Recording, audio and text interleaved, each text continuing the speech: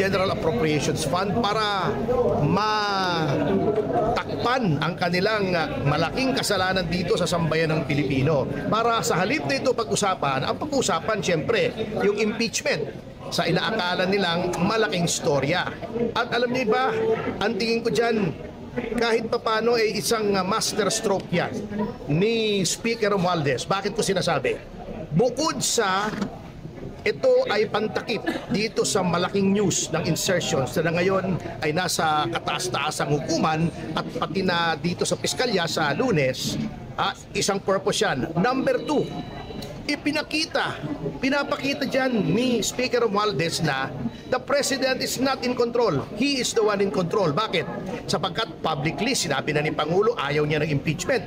Sa kabila ng sinabing yun ng Pangulo ay isinulong pa rin niya impeachment. Not only that, by making Congressman Sandro Marcos the lead or the point man sa pagsulong ng impeachment, ipinakita niya very subtly that the President cannot even control his own son. Diba? Number 3, pinapakita niya sa Iglesia ni Cristo na para bang ibig niya sabihin, hindi ko kayo kailangan. Kahit mag-rally kayo laban sa impeachment, yung kahit nakakuha kayo ng 2 milyon nationwide na mag-rally against impeachment, hindi namin pakikinggan yan, hindi namin kayo kailangan sapagkat yung 241 billion namin ay mas maraming mabibiling boto kaysa sa boto ng Iglesia as a block. Yan po ang mga mensaheng isinusulong yung impeachment na yan eh. At number 4, dry run po ito.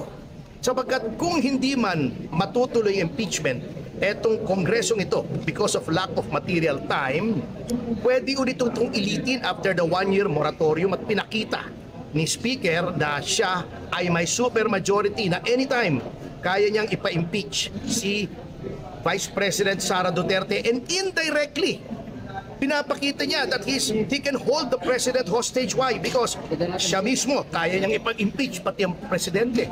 So, by doing this impeachment right now, there is one message being sent by Speaker Romualdez. Ako ang pinakamatigas dito sa Pilipinas.